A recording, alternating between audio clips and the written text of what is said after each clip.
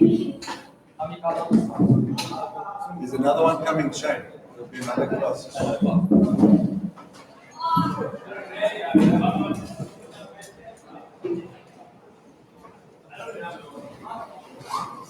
I'll repeat this, but there will be, the notes will be available, but you can just make a few points as we're going through it. All right? But all of this will be available to you. So, morning.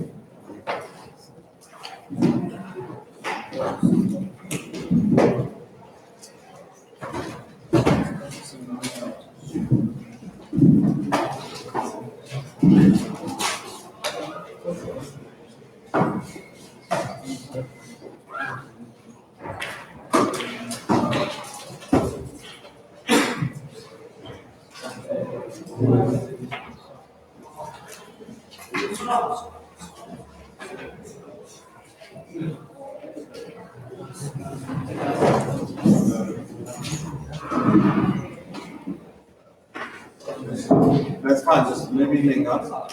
Either side, it's fine.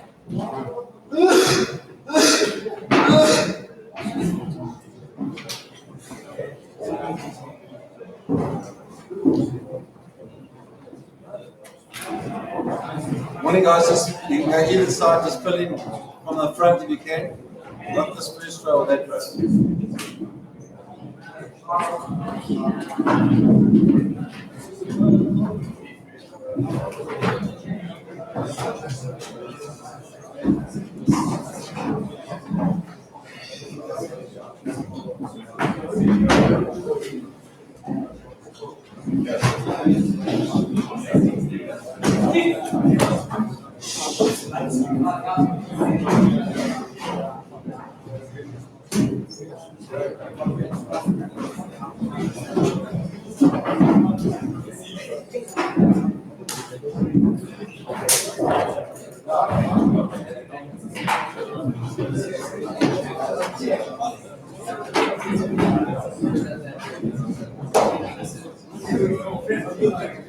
Okay, gentlemen, thank you. Sit down, please. And just take out a normal workbook or notebooks, whatever you use. Everything that I'm going to go through will be made available to you, so you don't have to stress about remembering a whole lot of stuff. And but maybe you sort of make a few key points as we're working through what is basically an overview of Hamlet. Okay. Gents, this class is going to be broadcast live for the rest of the classes. I just ask you guys to keep your lives to absolute minimal. So try not to move chairs and pages around too much. Life is very sensitive. Right.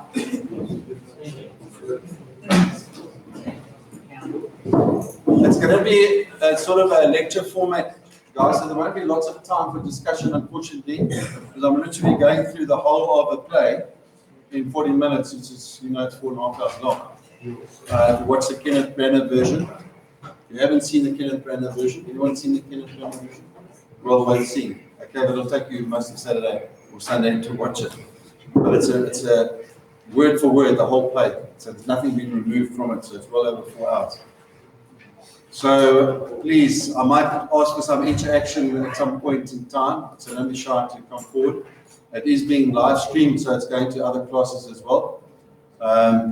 So are we all ready to go? Yes. Right, gentlemen, morning. Today we're going to be looking at Hamlet, your set work of Shakespeare, and we're going to be reviewing some of the key aspects of the play. And just a little bit of background. Hamlet was, now the year 1601 is up there clearly. Hamlet is one of the most famous of the tragedies. And it's certainly, Hamlet was the one that, sorry, what's going on? This.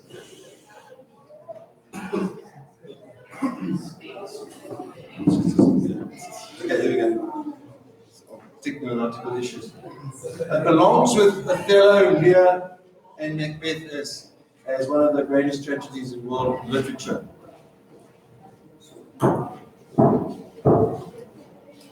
And a lot of people actually think it's probably one of the most famous tragedies of all. But before we get on to that, it's really important to understand what the elements of a tragedy are. and some of your teachers may well have gone over that with you. And we'll just focus on those now. So if you look down the left-hand side of the column there, and as I say, you'll be given these elements of a tragic hero, and then it explains what they mean by a tragic hero. All right? So a main character cursed by fate and possessed of a tragic flaw. And we'll talk later on about what are these flaws that Hamlet has. A struggle between good and evil. You have Hamlet supposedly representing good and Claudius representing evil. Internal conflict. The conflict is a moral dilemma. Do I kill Claudius or do I not? The procrastination that goes on. The catharsis. What do we understand by catharsis? I know there's a bit of a definition. Anybody know? Basically, when everything gets sorted out in the end, you feel better afterwards. You know what happens at the end? You have a lot of bodies lying all over the stage, and certain people meet their comeuppance. Supernatural elements. What are we talking about there? The ghost of Hamlet's father. Lack of poetic justice. What do I mean by that? Things end poorly for everyone, including the good guys. However, Claudius does get his just desert eventually. Comic relief is a phenomenon associated with tragedy. You can't just be sitting there the whole time being stressed out. So the grave diggers, for example, are humorous, and parts of the play within the play would also be regarded as being a bit more light-hearted. So when we're looking at the play, it's very important. The play doesn't exist without the characters. All right? So it's important that you know your characters really well. Obviously, the play is about Hamlet, so you should know Hamlet, first of all. And who is Hamlet? All right? Really simple, basic question. But how does he fit into the play? All right? He's the son of the late king and nephew to the current king, Claudius. Polonius is the principal secretary of the state. He's the father of Laertes and Ophelia and the chief counselor to Claudius. So Claudius listens to him a lot. He gives Claudius lots of advice.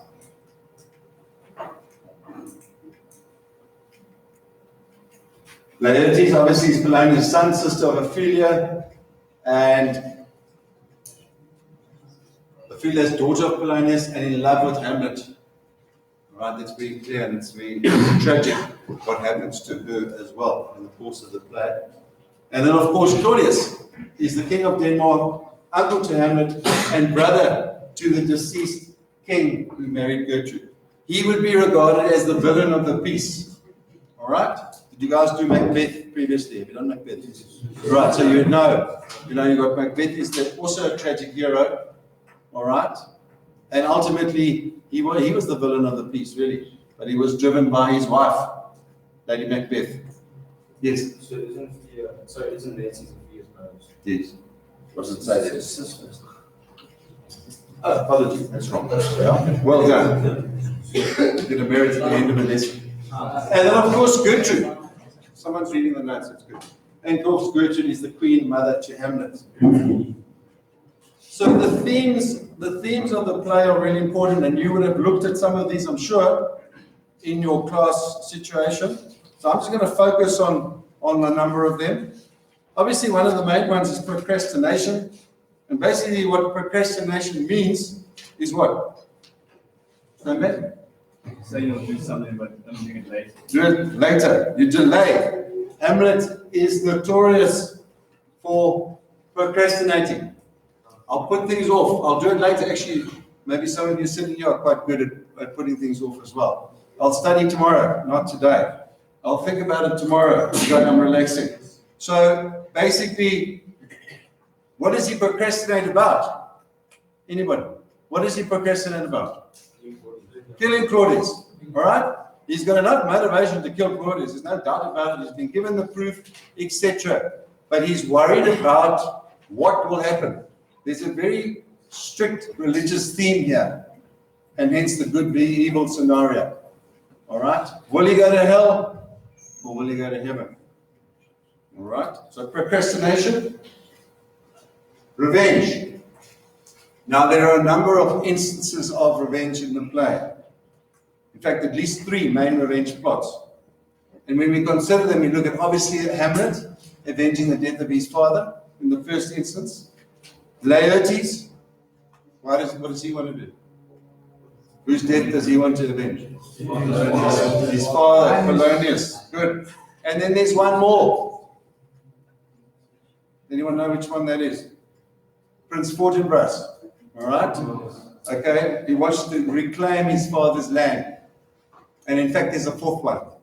The play within the play. But don't worry too much about that. So we've got revenge. Then we've got madness. Now, there are arguments to and fro around madness. Was Hamlet really mad? Now, I'm going to show you quotes later on which suggest that no, he wasn't mad. He was putting it on. He was pretending so he could be devious and catch people out. But certainly there were elements of that. Ophelia, very sad, tragic end to her life. All right, what happens to Ophelia? She drowns, but there's circumstances around that drowning. Was it deliberate? What actually happened? All right? And so the line between madness and sanity is quite fine, quite close. Then, of course, we've got the theme of suicide, which is debated continually through the course of the play.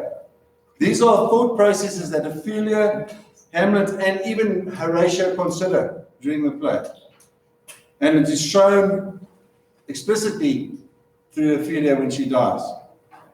She accidentally drowns herself. However, it may just be a cover-up to protect the religious stigma associated with taking your own life. One cannot acknowledge the religious Christian background to the play. And of course, Hamlet's famous soliloquy. What is the most famous one? To be or not to be. All right, he debates the whole issue of whether I should carry on or not. And it's a huge issue for him. And then, of course, the whole religious connotation of that. And then the final one, and I'm not sure whether you guys have you touched on appearance for reality. You have. Good. Who can give me an example of appearance and reality in the play? Yeah.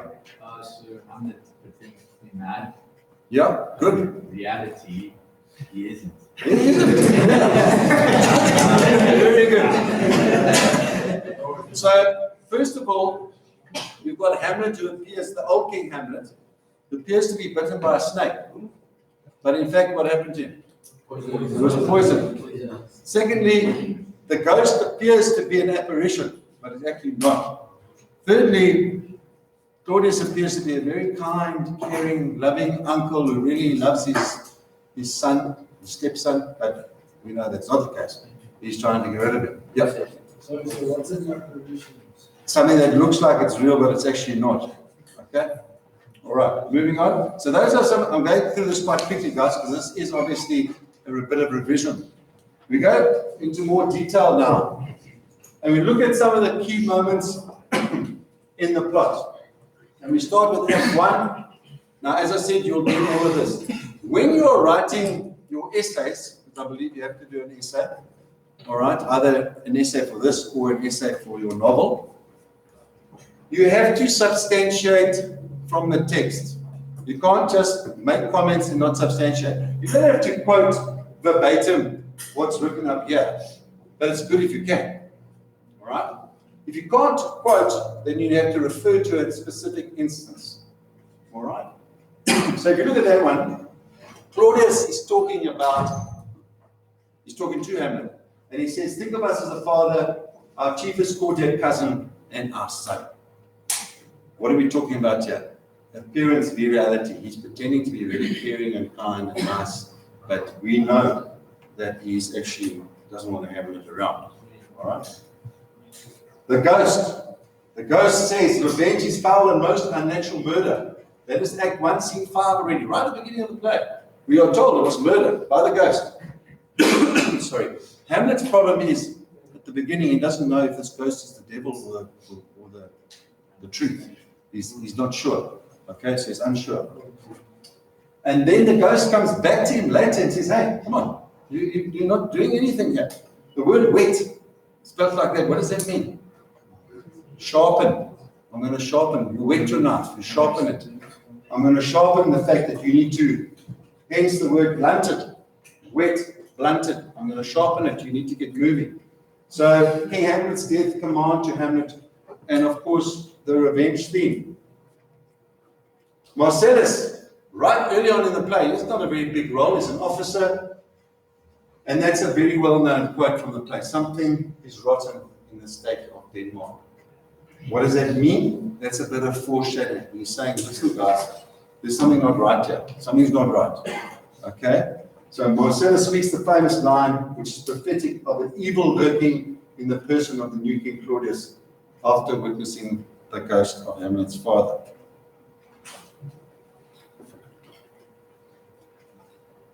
Hamlet has a real problem with women. Okay?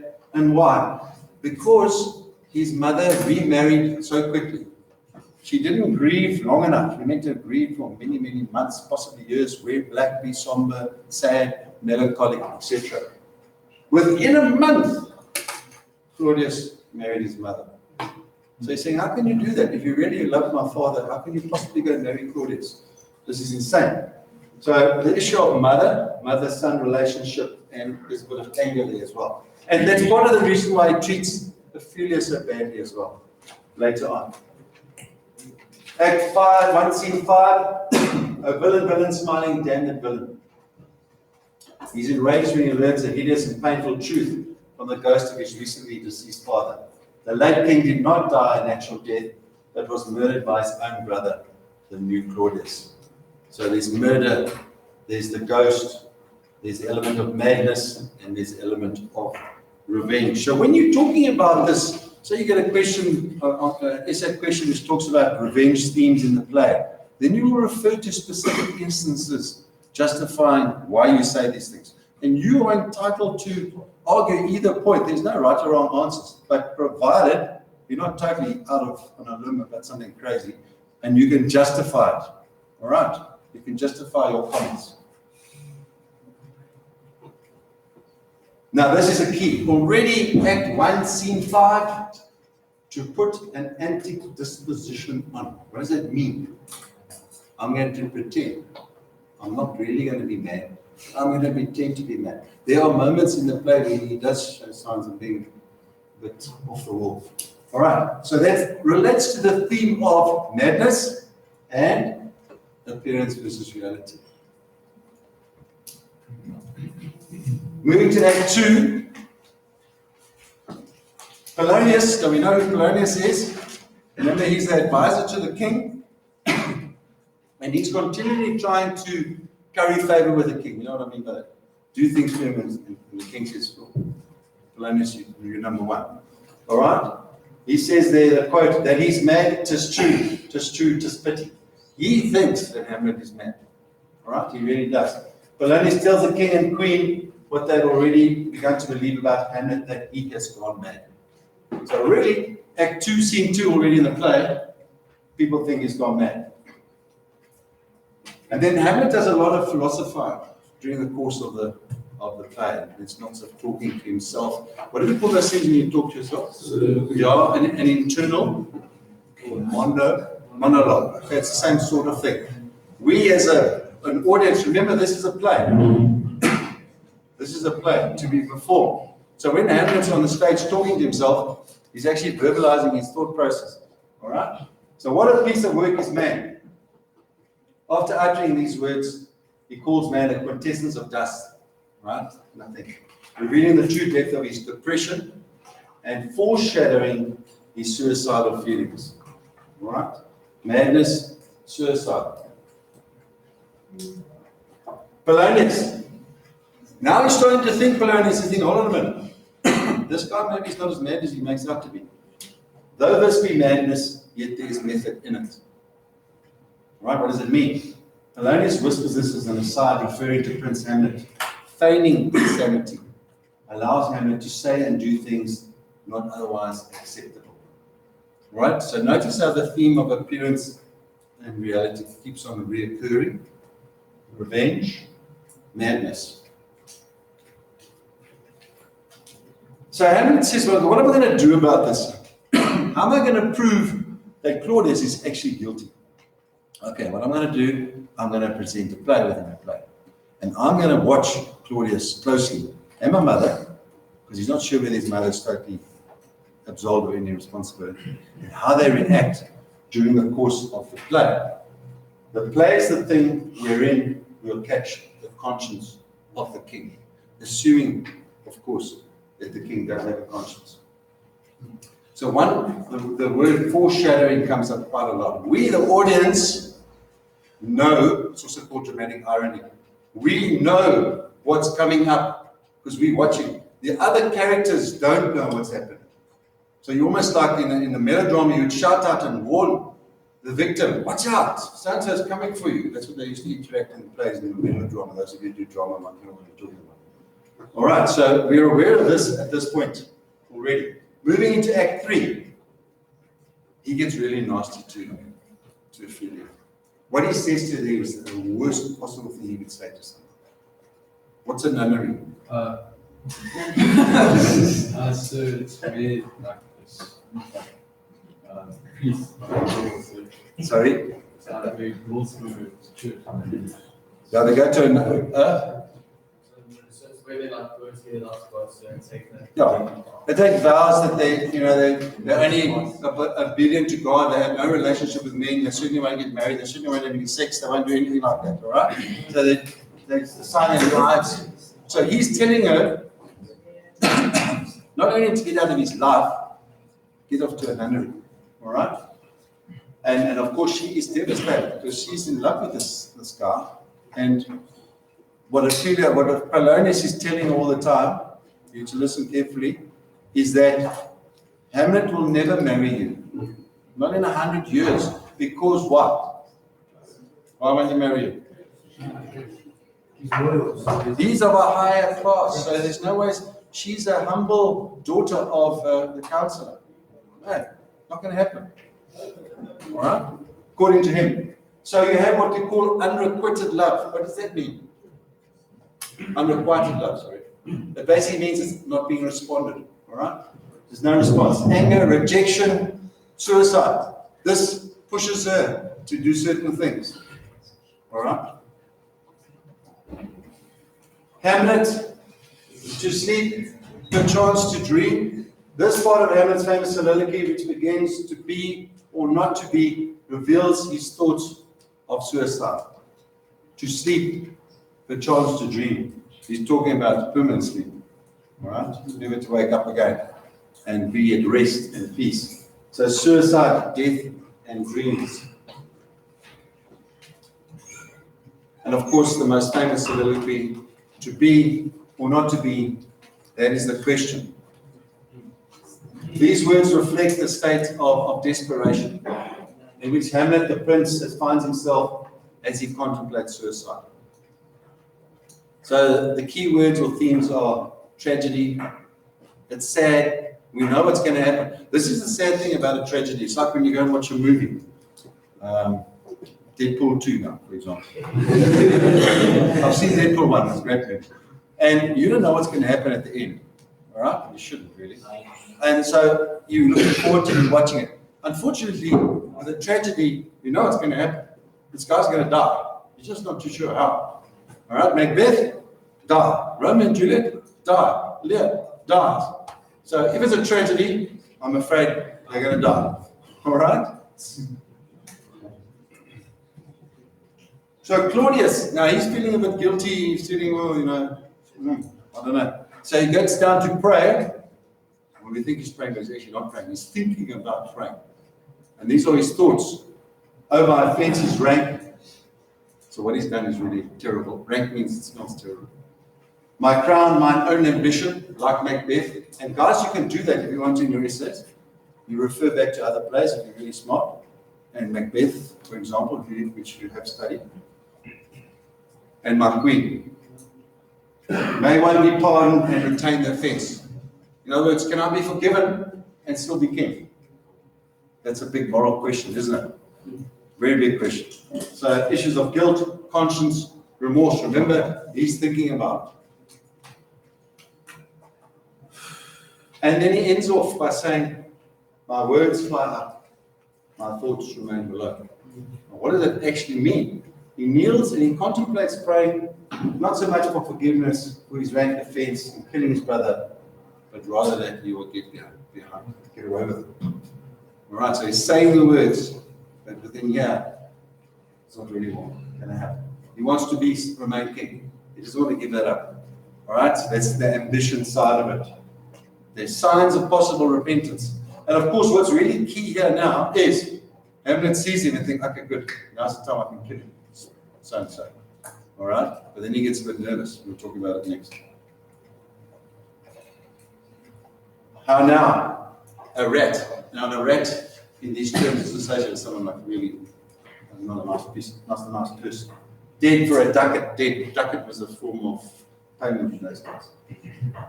Hamlet slays Polonius, whom he mistakes for the king, hiding behind the arras in Gertrude's room. So there's a noise. And Hamlet thinks, aha, this is Claudius, I'm going to kill him. And he kills the person, and the guy falls out because he's hiding behind like a curtain type thing. So he stabs him through it. And Polonius collapses, and he's, oh my heavens, it's the wrong person. What have I done? This is not good, all right? Because I haven't killed the right person. So eventually he makes a decision, but it's not the right decision. So it's turned out very badly for him, all right? And then again, this whole madness thing. Notice how it's repeated continuously during the course of the play. That I essentially am not in madness, but mad in craft. What he's wanting to do is a bit mad, all right?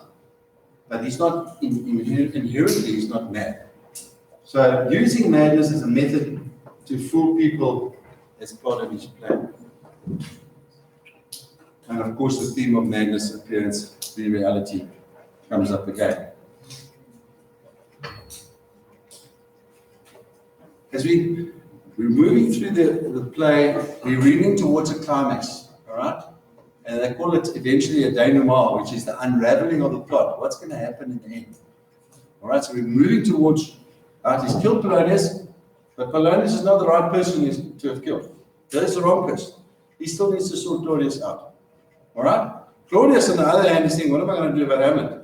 I need to get Hamlet out of here. I can't have him here, because it's not good for the whole situation. He continues, my soul is full of discord and dismay. So he's still thinking, really, I'm not such a good person. Hamlet have all occasions to inform against me as to why he should be getting on with this and doing something about it. And then he makes a decision, and everybody cheers with joy. Because what does he say? Oh, from this time forth, my thoughts be bloody, or be nothing worth. In other words, I'm going to kill this guy. End of story.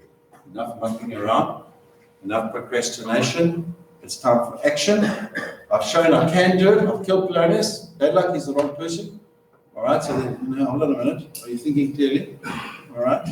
So he's off, and now he's going to sort this out. Theme of action and revenge. And he says, and where the offense is, let the great axe fall. Foreshadowing what's going to happen to Claudius. He's the offense. He killed my father. He's married my mother. He must die. Okay? That's what's going to happen to him. So we're all going, yes, good versus evil. Good's going to win. All right? Hopefully.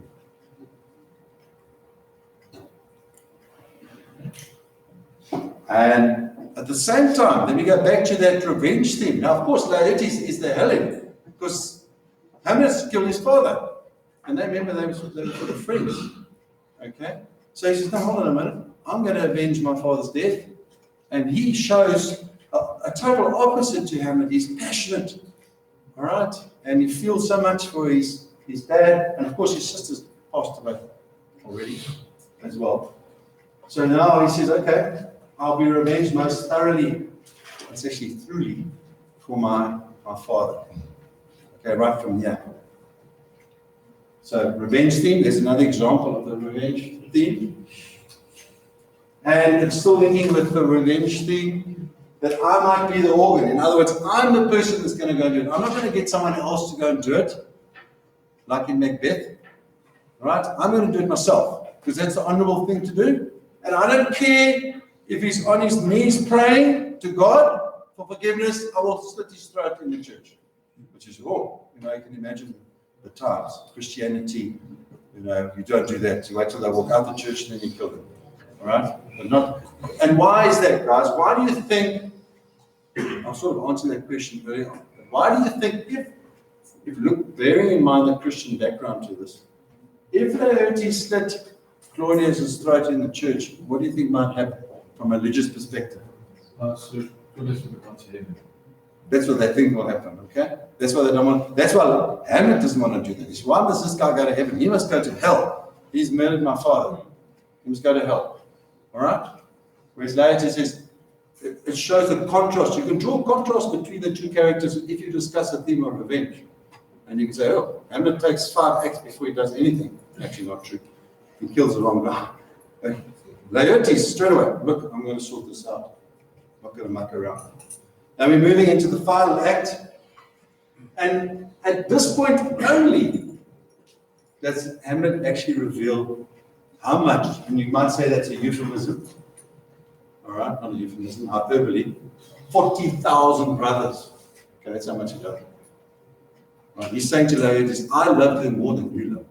And there's a different sort of love for you, all right? Love for your sister and your love for your girlfriend. I love Ophelia. 40,000 brothers could not, with all their quantity of love, make up my son. That's a lot of love, all right? But that's the first time that he really acknowledges that he loved. So imagine this turmoil that's going through him. Because of his aggressiveness, his disgust of what his mother has done, he now takes it out on his girlfriend. He loves him so dearly, and she got to commit suicide, drown. So now he's without his beloved Ophelia as well. And then finally, one of the last lines, or the last parts, key parts, is where Laertes actually blames the king. He actually says, well, it's the king. He's the one. He's the cause of everything. Right? He caused all this, and he needs to get his comeuppance. All right? The king's to blame. The whole aspect of guilt and justice. And if you go back to the whole cycle of tragedy, is that at the end, there's all this tension, there's this conflict, there are these issues, and at the end, they all get resolved. And in most instances, not necessarily in Othello. Do any of you know Othello? Othello's a little bit different. Around Iago. Whether Iago actually dies in the end or not is debatable. And the suggestion around that is that evil continues. Evil manifests itself through people. Whereas here, in this instance, we have a lot of dead bodies lying on the stage at the end of the play. And you can say, well, justice has been served. Claudius has finally got his comeuppance. Unfortunately, Gertrude also dies. Laertes dies. All right. Polonius is dead already. Ophelia is dead. Plus the king of Hamlet is dead as well. So it's pretty tragic. It's very sad. But it hasn't been left up in the air. There has been finalization, a wrapping up, if you like, of the whole scenario. Now, obviously, that's a lot of information that we've gone through there, but it's just a recap of some of the key moments. And as I said, this will all be available to you. What you need to be aware of moving forward as you prepare for your exams is when you are presented with a question, and I've got a couple of questions here that I've circulated to your teachers, which you might look at, is to first of all analyze the question very carefully. You know exactly what it is that you're expected to do. It sounds a stupid thing to say, but when you read through it, highlight the key word. If it's about revenge, highlight revenge. If it's about madness, highlight madness. If it's about appearance versus reality, highlight it. If it's which characters are mentioned, highlight those characters. All right? So that's the first thing. You have to know the plot. It's taken as a given. You know what the plot is, the storyline. You have to know what happens in the play. You can't get confused. All right? So you need to know the plot. It's taken as a given. You're not going to be asked a question, tell us what happens to Hamlet at the end of the play. You know what I'm saying? They're not going to do that. So you need to know the plot. You need to know your characters. All right? So you need to know Hamlet. You need to know Claudius. You need to know Gertrude, Ophelia, and know what the main role in the play is. And you need to know 2 or 3 themes. I've given you 5 there, I think. You need to know at least 2. Madness is an obvious one. Revenge is an obvious one, easy to write about. And also appearance versus reality is happening all the time through the course of the play. And then you need to just do a mind map or however you prepare, but you need to spend 5 or 10 minutes just doing that. Organizing how you're going to argue this point. And then looking for examples of quotes or specific instances within the play that you can use in your argument. All right? That's really, really important. And then you're pulling that all together, and ultimately you're going to write your response. Okay, that's really important. As I said, there are a couple of questions that I've put out to your teachers that you can look at. I'm sure they've got their own as well. As I said, I've gone through that really quickly. Are there any questions anybody would like to ask at this time? We've got a few minutes left. Any questions about any aspect of it? It's not a difficult play. All right, it's long. But it's not a difficult play to understand. All right. And you know what? You think about it, and you think about Hamlet. You say, but sir, this play could have all been over. If Laertes was Hamlet, the play would have been finished in Act 1 already. You're right. And we had a very short play. Okay? But it's the nature of Shakespeare and the ability that all these issues that these characters are dealing with, and I'm sure your teachers have said this to you, is relevant today. Every single one of those. All right? You think about in your own situation, your friends, family, etc. These things are all happening today.